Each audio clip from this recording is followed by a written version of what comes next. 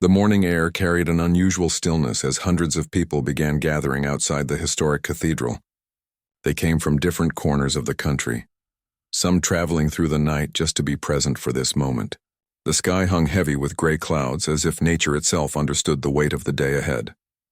Among the crowd stood elderly veterans clutching their medals, young families with children perched on shoulders, and people of all ages united by a shared sense of loss and respect. Catherine arrived first, stepping out of the car with the grace that had become her hallmark over the years. She wore a simple black coat, elegant yet understated, with her hair pulled back in a way that showed the seriousness etched across her features. Her eyes, usually bright and welcoming, carried a deeper emotion today. She paused for just a moment before the cathedral steps, taking in the sea of faces that had gathered. Each person held flowers, cards, or simply stood in silent reverence. William emerged moments later, his military uniform pressed to perfection, medals gleaming despite the overcast sky.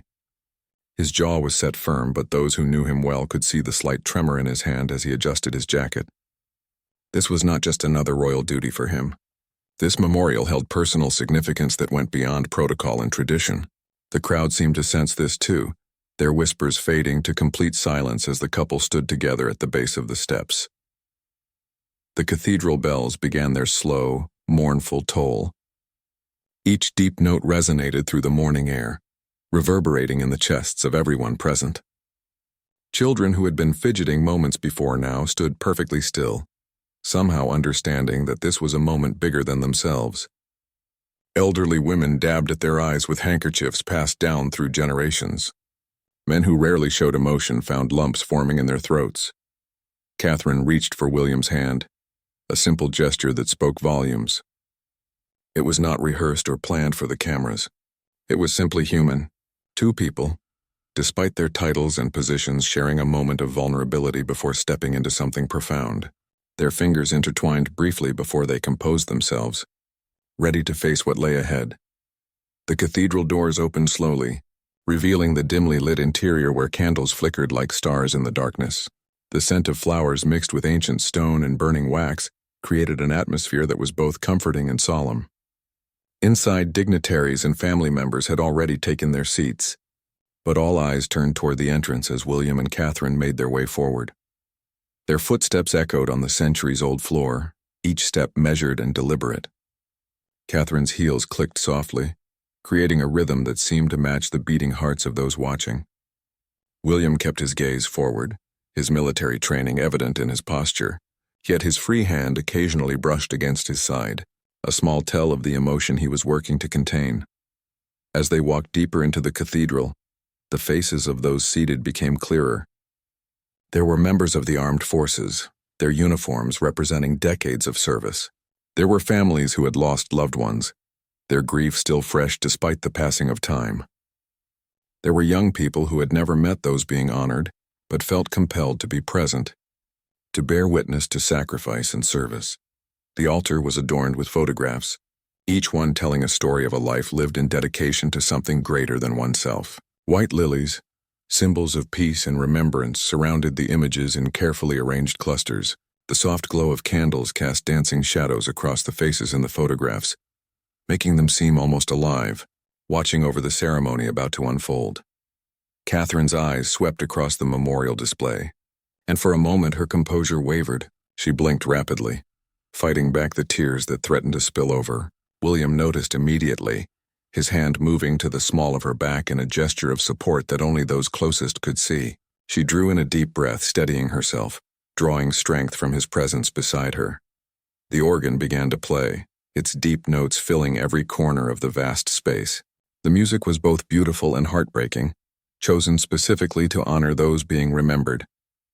It spoke of courage and sacrifice, of love and loss, of memories that would never fade despite the passing of years. The melody wrapped around everyone present, connecting them in shared grief and admiration. As William and Catherine took their designated places at the front, the reality of the moment settled over the gathering like a blanket. This was not a performance or a photo opportunity. This was real grief, real respect, and real remembrance. The couple stood shoulder to shoulder, their presence commanding yet humble, ready to pay tribute in a way that would honor not just the lives being remembered, but everyone who had ever served and sacrificed. The crowd outside pressed closer to the cathedral windows, hoping to catch a glimpse of what was happening inside. Phones were lowered. Conversations ceased completely. In that moment, differences dissolved. Political opinions, personal beliefs, daily worries all faded into insignificance. What remained was something pure and human, a collective acknowledgement of loss and a shared determination to remember. William's hand moved to his chest, right over his heart, as the opening prayers began. Catherine bowed her head, her lips moving silently in words meant only for those no longer present to hear them. The ceremony was about to truly begin, and everyone present knew they were witnessing something that would be remembered for years to come. This was more than protocol. This was more than duty. This was love, respect, and the painful beauty of remembering those who could no longer stand among them. The choir began their hymn, voices rising in perfect harmony that seemed to lift the very spirit of the cathedral. Each note was delivered with precision and emotion, the singers understanding the gravity of their performance. William stood with his hands clasped in front of him, his eyes fixed on the memorial display ahead. His breathing was controlled, deliberate, the way soldiers are taught to remain calm even when emotions threaten to overwhelm. Catherine glanced at the program in her hands, though she likely knew every detail by heart. She had spent hours preparing for this day, understanding each person being honored, learning their stories, and ensuring that their memories would be treated with the dignity they deserved. Her fingers traced the edge of the paper gently, a small movement that revealed the depth of care she brought to this moment. The cathedral was filled with representatives from various organizations, each connected in some way to those being remembered. Charity workers who had spent years supporting families in need sat beside military officers whose careers spanned decades. Teachers who had inspired generations shared pews with community leaders who had dedicated their lives to service. The gathering represented the best of humanity, people who gave without expectation of return.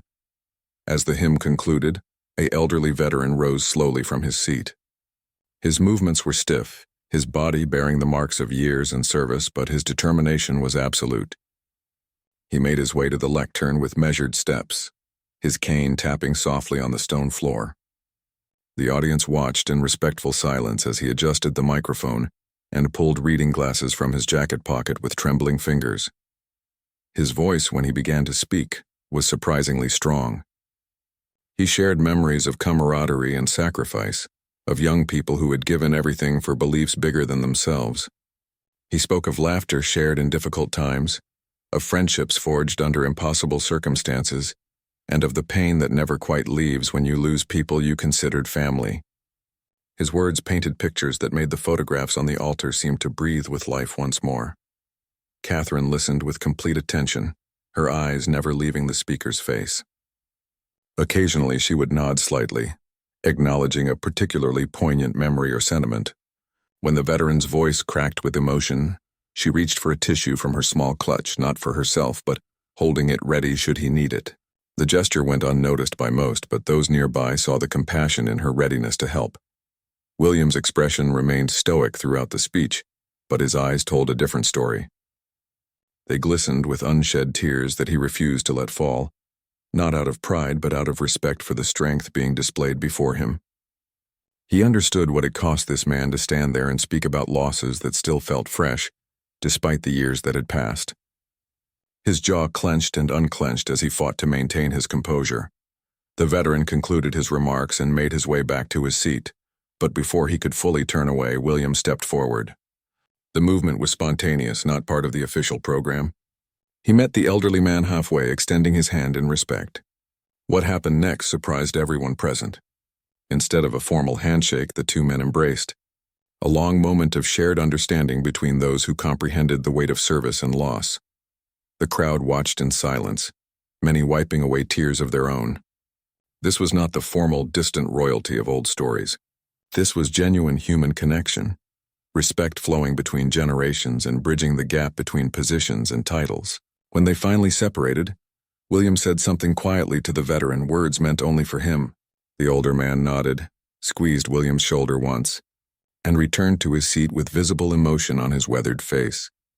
Catherine had risen when William stepped forward, ready to follow his lead or offer support as needed. When he returned to her side, she touched his arm briefly, a silent communication that needed no words. They exchanged a look that spoke of shared values and mutual respect for what they were witnessing.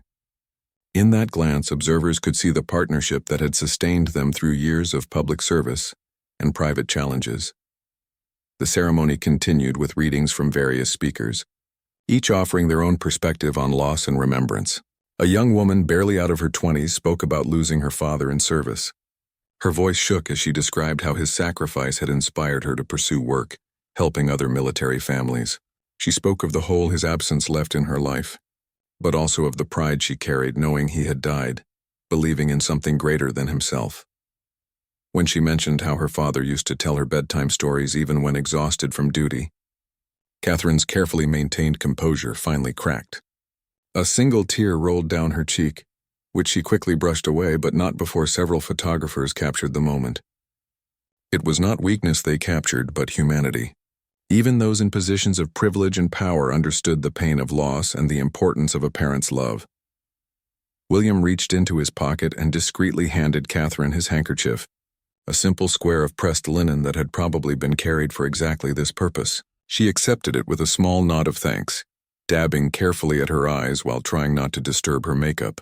The gesture between them was so natural, so familiar, that it spoke of years of supporting each other through difficult moments, both public and private. The young woman concluded her speech by lighting a candle in her father's memory. The small flame flickered to life, joining dozens of others already burning on the memorial table.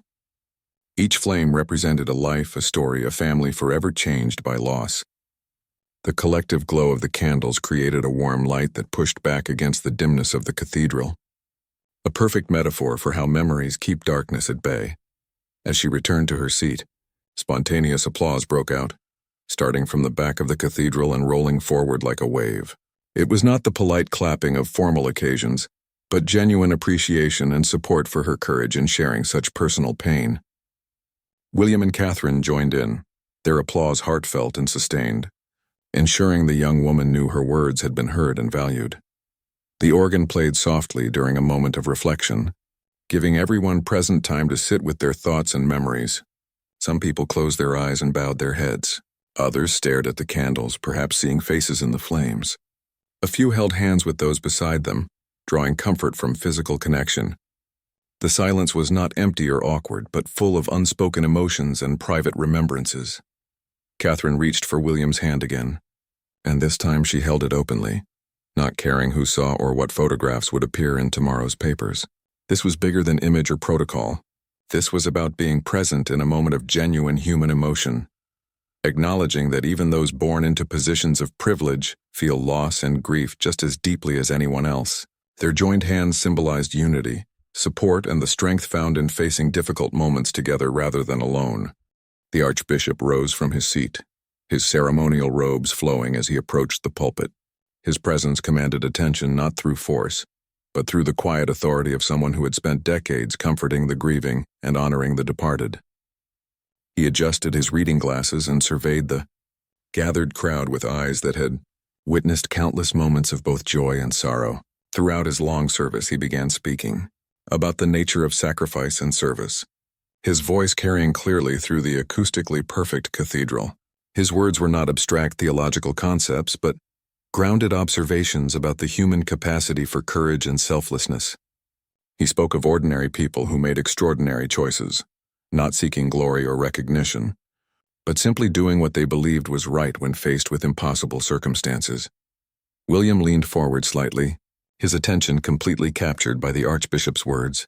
There was something in the message that resonated deeply with him, perhaps because of his own military service and the weight of duty he had carried since birth. His expression showed deep contemplation, the kind of thoughtful consideration that comes when words strike at fundamental truths we all recognize but rarely articulate. The Archbishop then did something unexpected.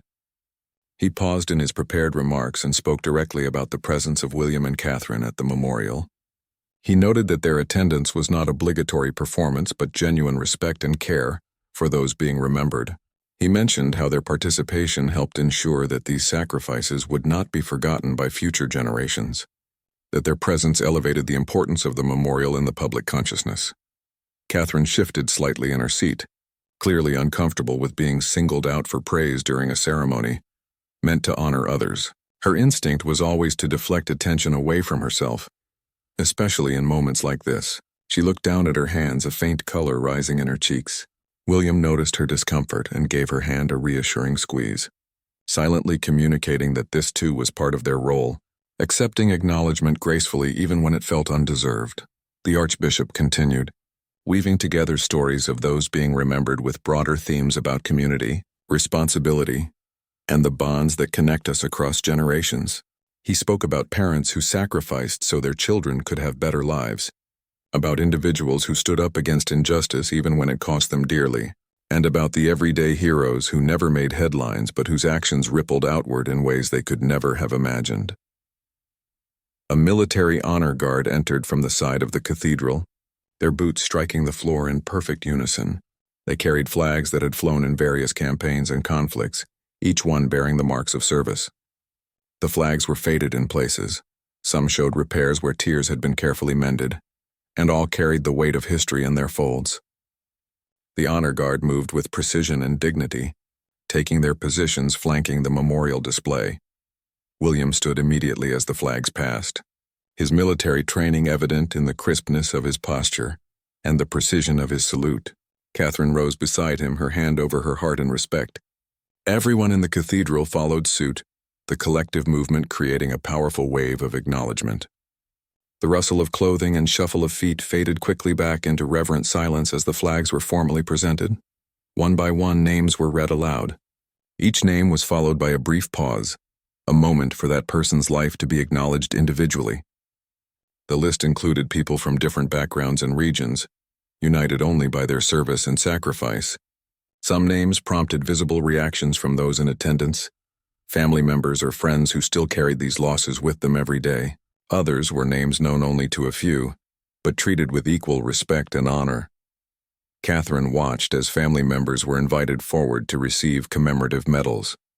An elderly woman, supported by younger relatives, made her slow way to the front. She accepted the medal with shaking hands, clutching it to her chest as tears streamed down her weathered face. Catherine moved forward spontaneously, offering her arm for support and speaking softly to the woman.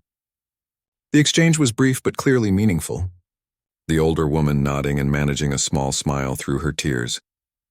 William greeted the next family, a mother with 3 young children who barely remembered the father they had lost. He knelt down to speak with the children at their level, a gesture that immediately put them at ease. The youngest child, no more than 5 years old, showed him a drawing she had made of her father in uniform.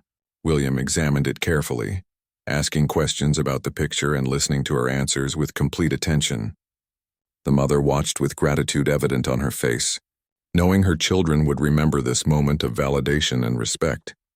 The ceremony continued with more families coming forward, each receiving their medal and a personal moment with William and Catherine. These interactions were not rushed or perfunctory. Each family was given time, their grief acknowledged, their loved one's service recognized. Some families wanted to share stories, which William and Catherine listened to with genuine interest. Others simply needed a moment of silent acknowledgement, which was given with equal respect. An unexpected moment occurred when a young boy, perhaps 8 years old, asked William if his grandfather was a hero. The question was asked with the innocent directness of childhood, cutting through all ceremony and formality to the heart of what really mattered. William paused, considering his answer carefully.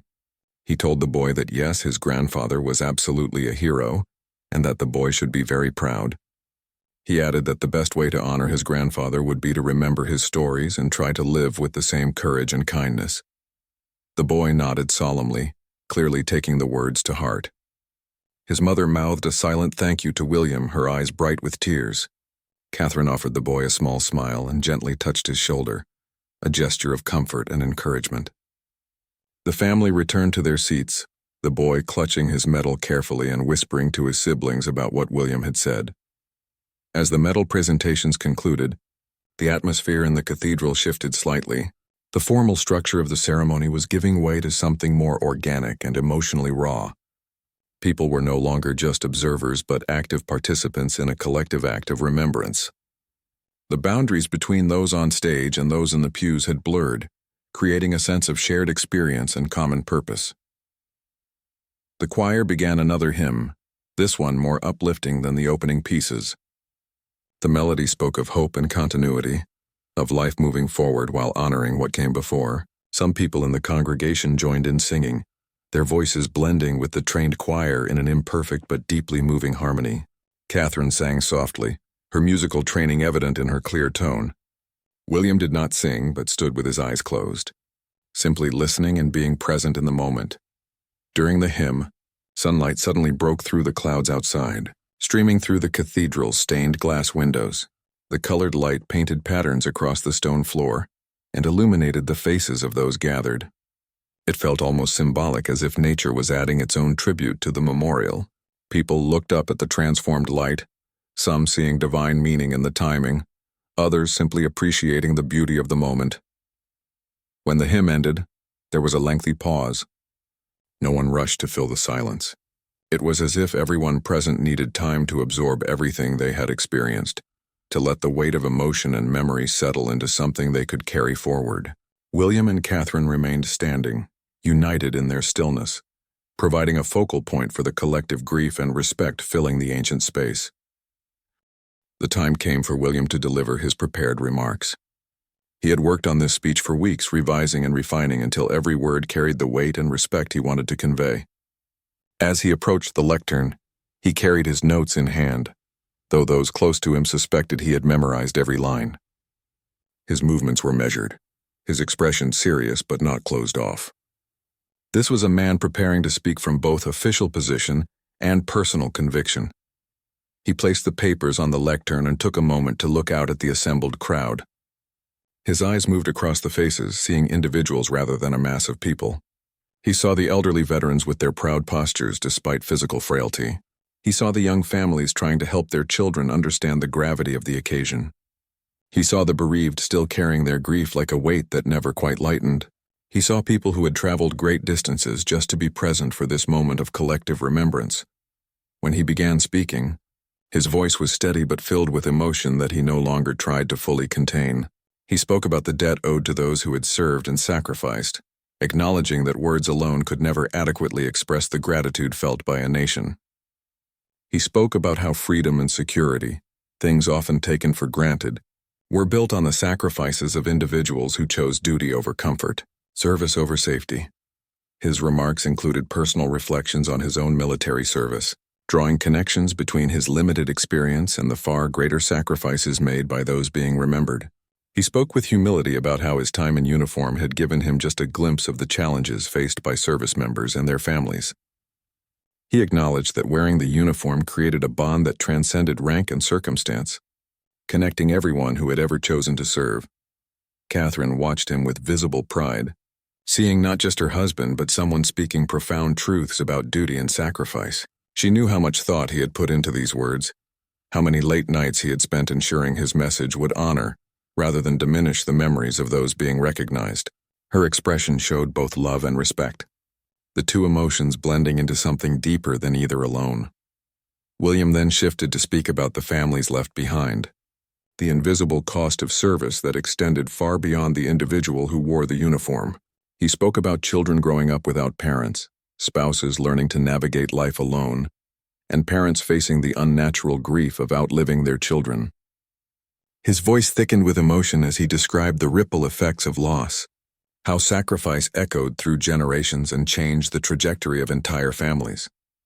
Several people in the audience were openly crying now, not from sadness alone, but from the relief of having their experiences acknowledged and validated by someone in a position of authority and influence.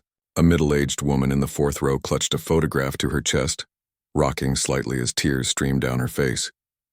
The man beside her, likely her son based on their resemblance, put his arm around her shoulders, providing silent support, as they listened to words that clearly resonated with their own experience.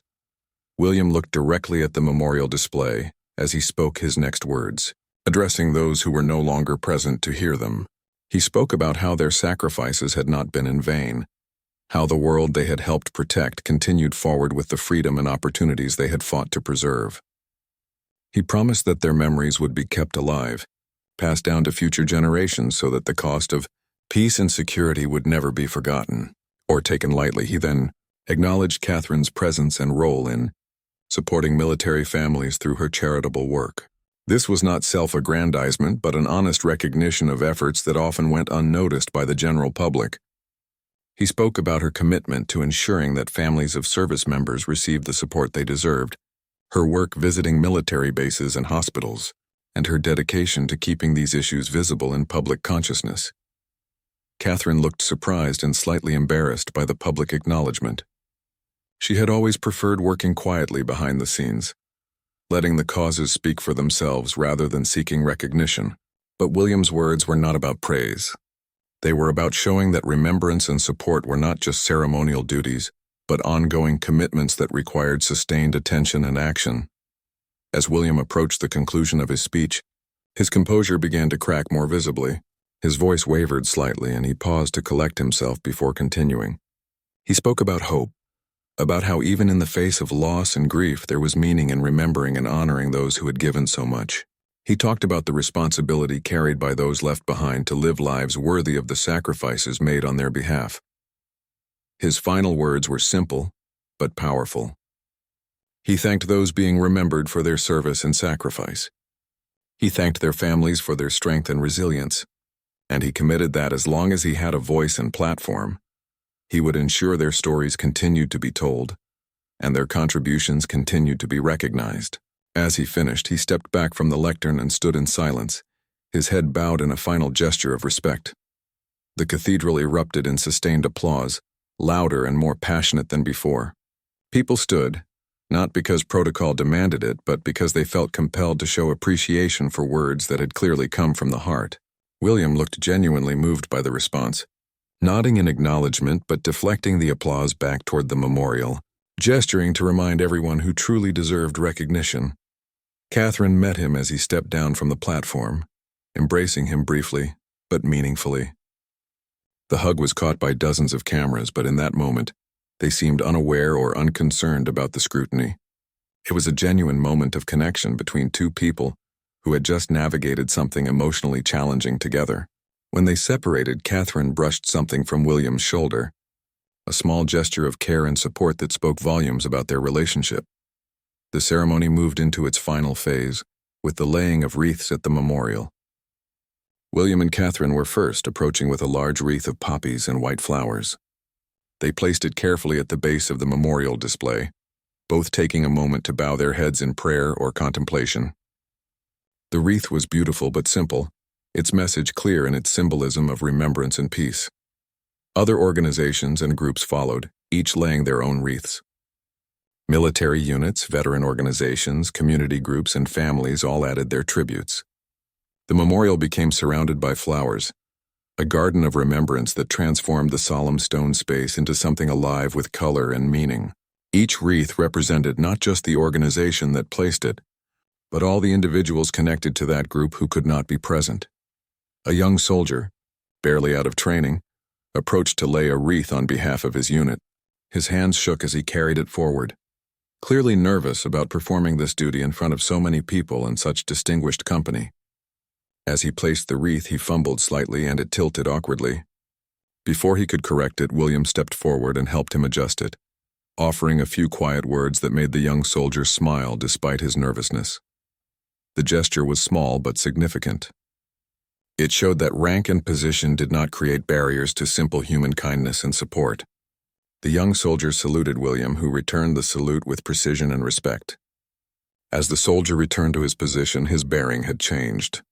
He stood taller, his confidence restored by a moment of connection that acknowledged his service and importance regardless of his junior status.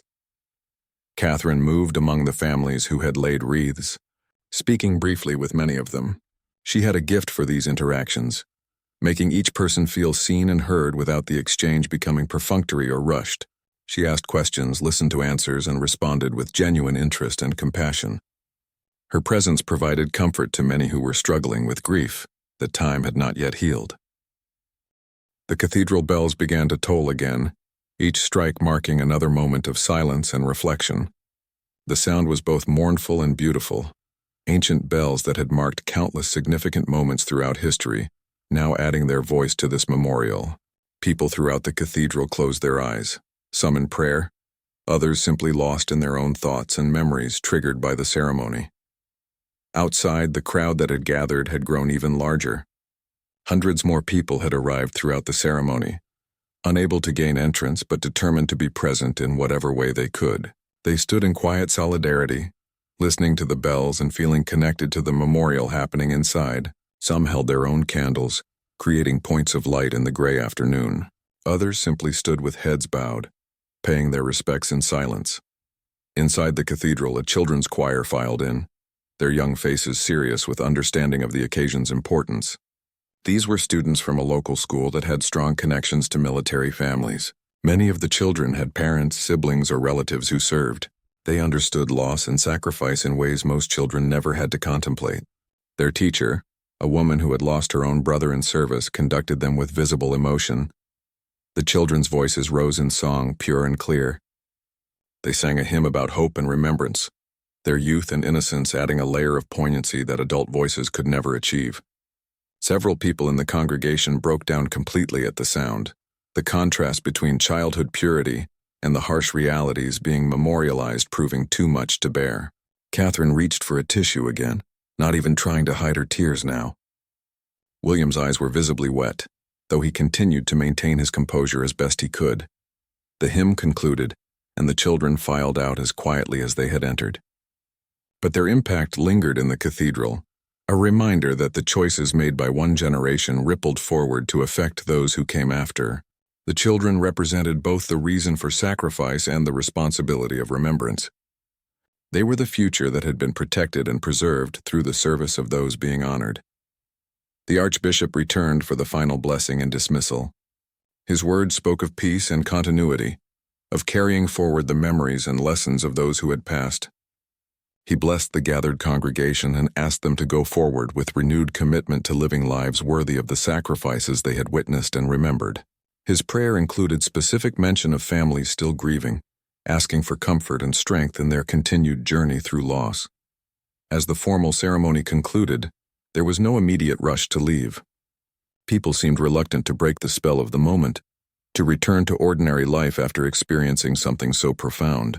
William and Catherine remained at the front, understanding that their presence continued to matter even as the official program ended. They made themselves available to anyone who wanted to approach, to share a memory, or simply to be acknowledged. An elderly woman, using a walker and moving with obvious difficulty, made her way toward them.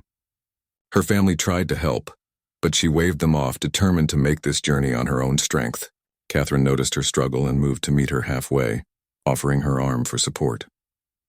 The woman accepted gratefully, and they walked together to where William stood waiting.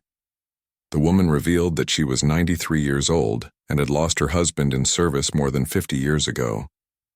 She had raised 3 children alone, working multiple jobs and facing countless challenges.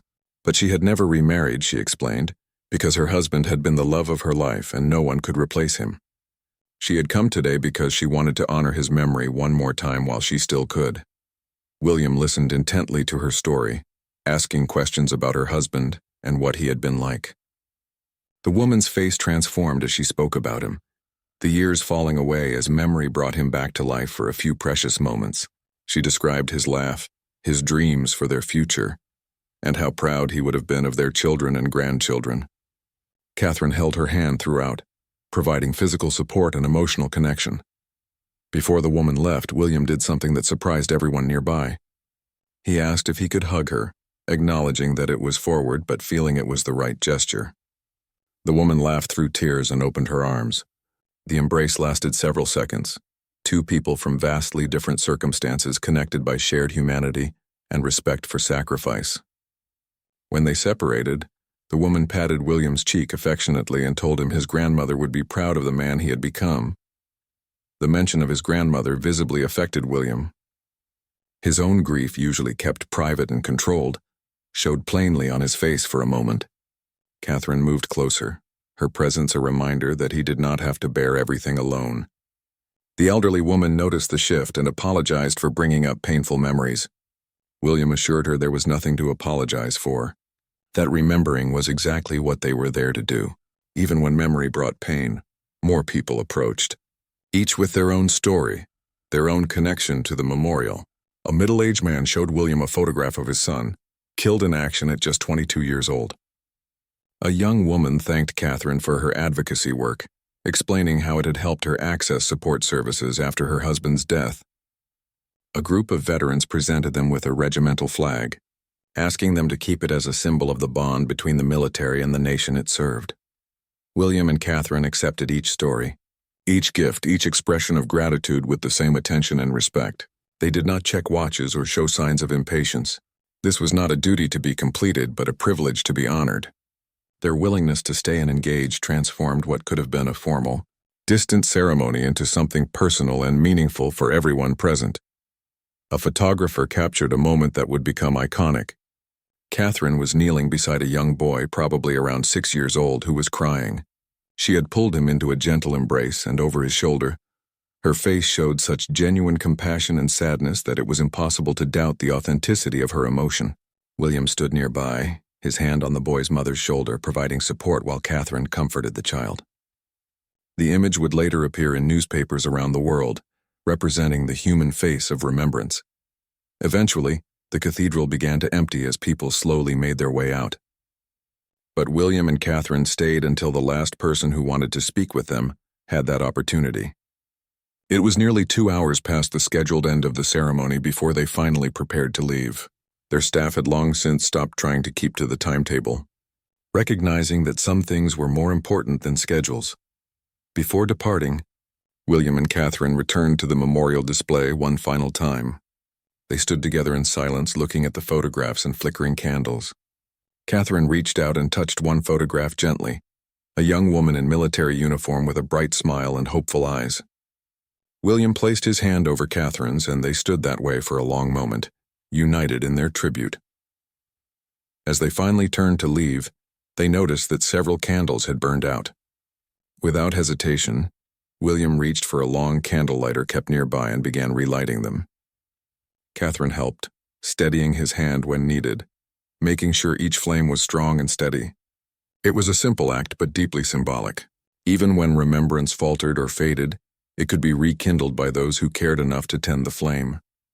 They walked back down the aisle together, their pace slow and reflective. The few remaining people in the cathedral stood in respect as they passed. William and Catherine acknowledged them with small nods and gestures, but their attention seemed turned inward now, processing everything they had experienced. At the cathedral doors, they paused and turned back one final time, taking in the scene they were leaving behind. Stepping outside into the fading afternoon light felt like emerging from a different world. The sky had cleared somewhat, though clouds still lingered on the horizon. The crowd that had gathered outside had grown to over 1,000 people, all standing in patient silence. When William and Catherine appeared at the cathedral doors, a collective sound rose from the assembly. Not quite cheering, but a murmur of recognition and respect that rippled through the gathered masses. Catherine paused at the top of the steps, taking in the sea of faces stretching out before them. Her hand went to her chest in a gesture of surprise and appreciation. She had known people were gathering, but seeing this many individuals who cared enough to spend hours standing in the cold air brought fresh emotion to her already overwhelmed heart. William stood beside her, his posture straight but his expression showing he was equally moved by the turnout. They began descending the steps, but instead of heading directly to their waiting car, they diverted toward the crowd. Security personnel moved quickly to adjust, creating a path while trying to maintain some semblance of order. But William waved them back slightly, indicating he wanted to engage more directly with the people who had come. Catherine followed his lead, and together they began walking along the barrier where the crowd pressed forward. Hands reached out, not grabbing or demanding, but offering flowers, cards, and simple gestures of connection. William and Catherine accepted what was offered, taking time to make eye contact, exchange a few words, and acknowledge each person who had waited so long. An elderly man in a wheelchair held up a photograph of himself in uniform from decades past. William stopped, examined the photo carefully, and thanked him for his service. The man's face lit up with a smile that erased years of age. A young girl, no more than 10, thrust a handmade card toward Catherine.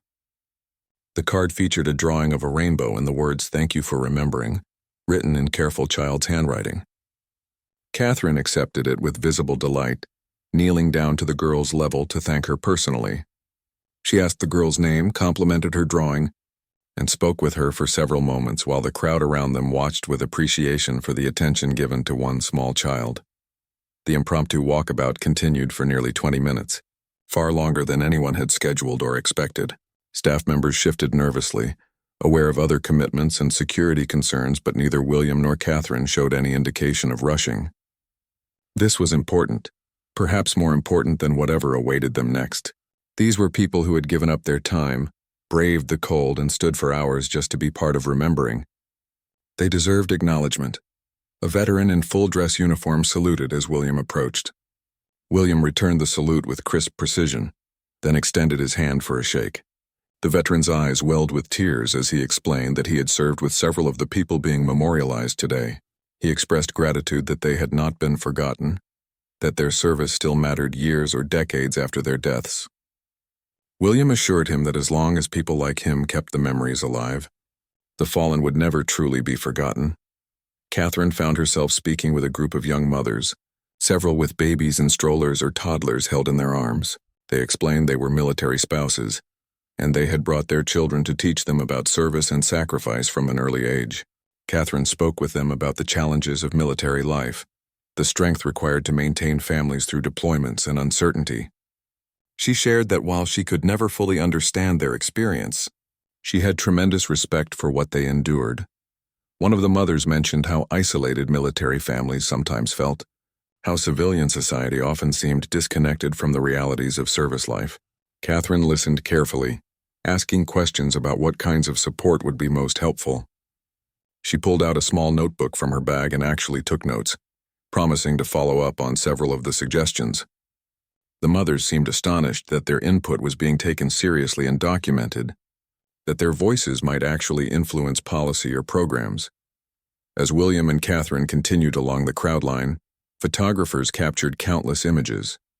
But unlike typical photo opportunities, these pictures showed genuine interaction and engagement. There were images of William laughing at something someone said, of Catherine wiping tears from her own eyes while comforting a crying woman, of both of them focused intently on whoever stood before them in that moment.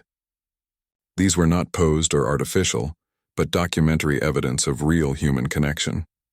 The light was beginning to fade as they finally neared their car. The crowd had remained respectful throughout, no pushing or shoving, just patient waiting for a moment of acknowledgement. As William opened the car door for Catherine, spontaneous singing began from somewhere in the crowd. It was a hymn that had been sung during the memorial service, and voices throughout the assembly joined in, creating an impromptu choir of hundreds. William and Catherine paused before getting into the car, standing together as the song washed over them. Catherine's hand found William's again, their fingers intertwining as they had throughout the day. They stood united, listening to voices raised in tribute and remembrance. When the hymn concluded, William raised his hand in a final wave of acknowledgement. Catherine did the same, and only then did they enter the vehicle. As the car pulled away from the cathedral, both turned to look back through the rear window. The crowd remained in place, many people now lighting candles as darkness approached. The points of light multiplied until the area around the cathedral glowed with a constellation of small flames. It was a powerful image, darkness being held back by the collective light of remembrance and shared humanity. Inside the car, neither William nor Catherine spoke at first. They simply sat in silence, processing everything they had experienced. Catherine still held the handmade card from the young girl, turning it over in her hands gently. William stared out the window, watching the city pass by, his mind clearly still back at the cathedral with the stories and faces they had encountered. Finally, Catherine spoke softly, commenting on how difficult but important the day had been.